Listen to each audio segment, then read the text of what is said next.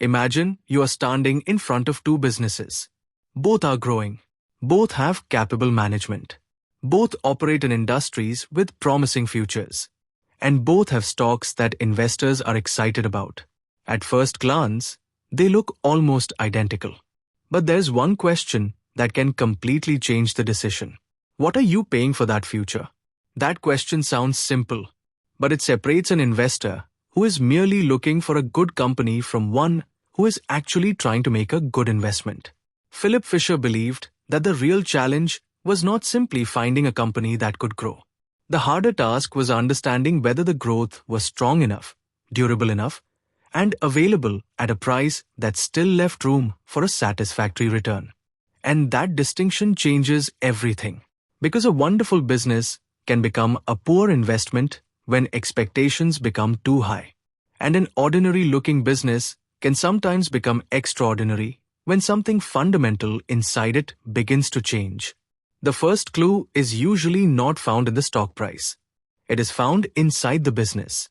Imagine a manufacturing company that has spent years struggling with outdated equipment, inefficient processes, and weak products. Its earnings are disappointing. Investors have lost interest. The stock has fallen. Someone looking only at the chart might say, this stock is cheap. But cheap compared with what? The important question is not whether the price has fallen. The important question is whether the business has changed. Suppose new management arrives. The company begins modernizing its factories. Research spending increases. New products start moving from laboratories toward commercial production. Old operations are reorganized. Costs begin to fall. The company is still not producing spectacular profits.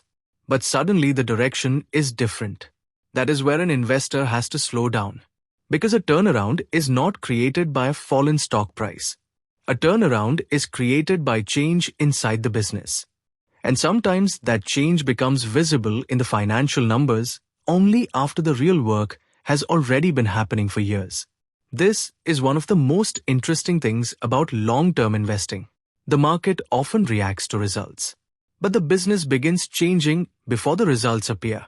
A company may spend years developing technology, improving production, training people, building distribution, and creating new products. During that period, the financial statements may not look exciting. Then one day the pieces begin to connect. The new product succeeds. The factory becomes more efficient.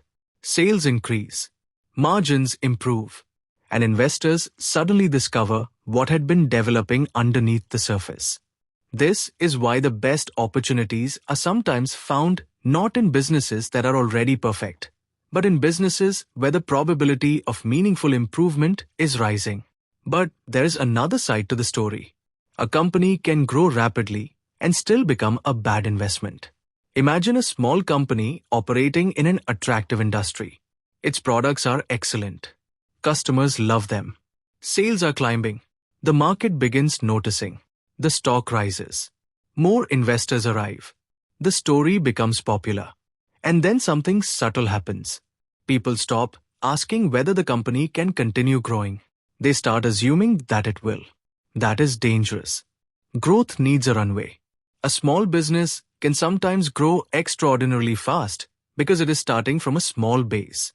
It may double sales by entering new markets, adding customers, or taking market share from larger competitors. But as the company becomes larger, maintaining the same percentage growth becomes increasingly difficult. A small boat can change direction quickly. A large ship cannot. So when an investor sees extraordinary growth, the question should not simply be, how fast has this company grown? It should be, how much room remains for that growth? That one question can prevent enormous mistakes. The same principle applies to valuation. Suppose a company is earning 10 rupees per share. Someone says the stock is expensive because investors are paying a high multiple of those earnings. Another person says it is cheap because the company could earn much more in the future. Who is right? Neither answer is enough. The real question is what future the current price already assumes. If investors are already paying a huge premium because they expect years of exceptional growth, Then even a good company may disappoint if growth merely becomes good instead of extraordinary. The business may continue improving. The earnings may continue rising. But the stock can still perform poorly because investors are no longer willing to pay the same premium. This is why valuation cannot be separated from expectations. Think about buying a house. You would never call a house cheap simply because the seller reduced the asking price from last year. You would want to know what the property is worth. What does it generate? What does it own? What could it become? And what assumptions are hidden inside the asking price? Stocks are no different. The price is visible. The economics are underneath. And sometimes the greatest mistake an investor makes is confusing a lower price with a better value. There is another trap that becomes even more dangerous once an investor owns a stock. Confirmation bias. Imagine you have spent weeks researching a company. You become convinced that it will succeed. Now every piece of information starts looking supportive. A new factory becomes evidence of growth. A new product becomes evidence of growth. A temporary rise in sales becomes evidence of growth. Even bad news gets explained away. The investor has stopped investigating. He has become the lawyer for his own stock. The better approach is almost the opposite. Become the prosecutor. Ask what could destroy the story. What if competition becomes stronger? What if margins return to normal? What if the new product fails? What if management cannot execute? What if the expected growth slows? What if the catalyst takes much longer than expected? These questions are uncomfortable. But uncomfortable questions are often more valuable than comfortable answers. Because the purpose of research is not to prove that you are right. It is to discover whether you might be wrong. This becomes especially important when deciding when to sell. Selling is psychologically difficult because investors often attach themselves to their original decision. If a stock was purchased at a lower price and has already risen substantially, selling can feel like giving up future wealth. But a good investor has to separate the company from the purchase price. The price at which you bought the stock is history. The important question is what the business looks like today. Imagine you own a company whose growth prospects have weakened. Management is no longer executing as effectively. The industry has changed. Competitors have become stronger. The company has lost its advantage. The stock may still look attractive because it is below its previous high. But the old price is irrelevant if the business underneath it has deteriorated. On the other hand, a falling stock is not automatically a reason to sell. Sometimes the market becomes pessimistic while the business remains fundamentally sound. That distinction is critical. A temporary decline in price is very different from a permanent decline in business quality. The investor's job is to determine which one is happening. And sometimes the correct decision is not to sell at all. A strong company can continue creating value for many years. If its earnings continue to grow, its competitive position remains strong and management continues reinvesting intelligently. Selling simply because the stock has risen may mean giving up the most valuable part of the journey. This is where dividends create another interesting question. Many investors automatically prefer companies that pay large dividends. But a dividend is not automatically evidence of a better investment. Imagine a company has a rupee available. It can distribute that rupee to shareholders.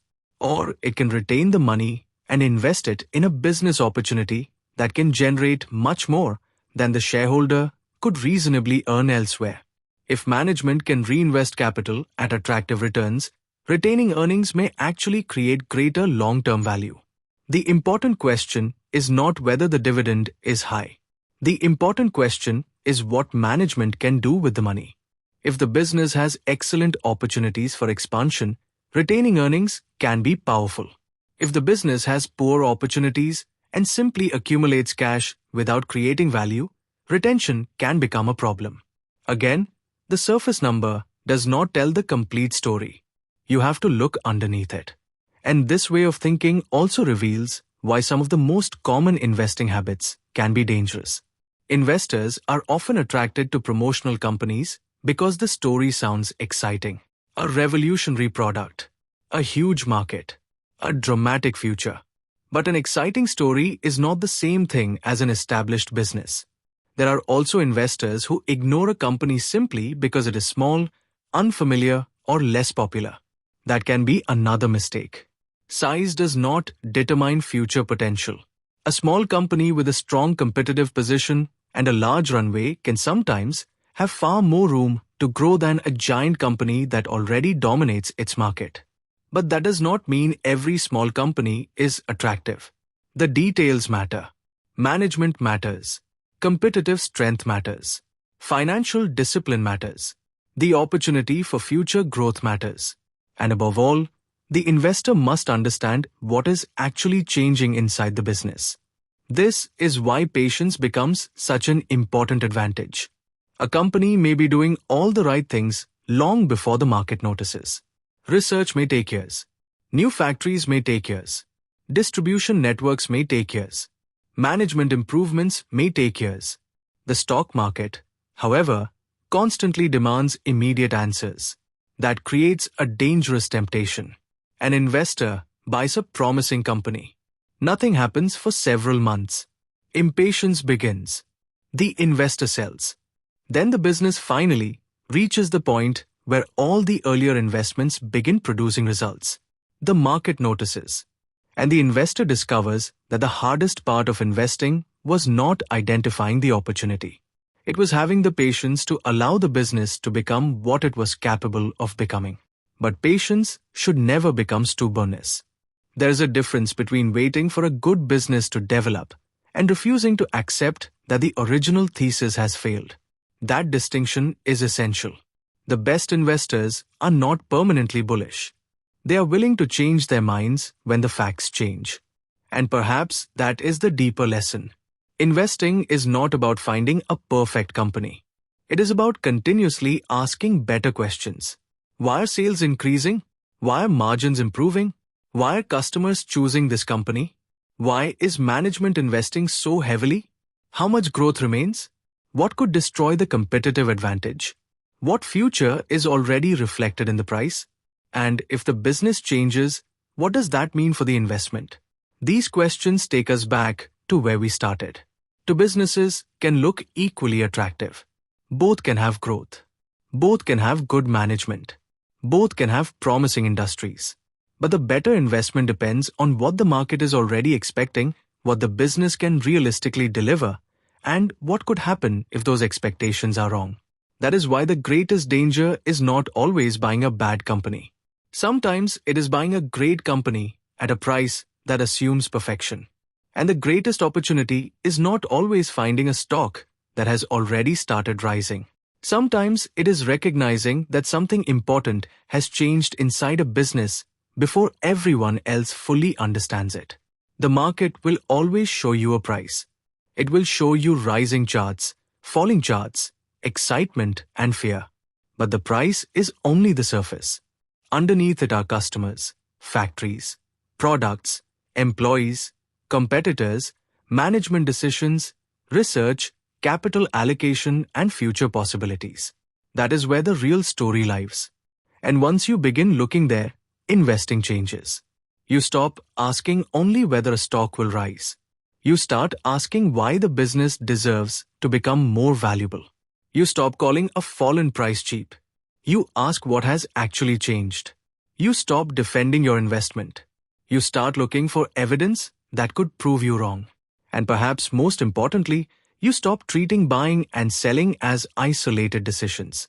They become part of one continuous question. Is the business still becoming more valuable than the market currently understands? Because when the answer is yes, patience can become an advantage. When the answer changes, discipline becomes an advantage. And somewhere between those two lies the real skill of investing. Looking beyond the ticker, looking beyond the excitement, looking beyond the price, and discovering what is actually happening underneath.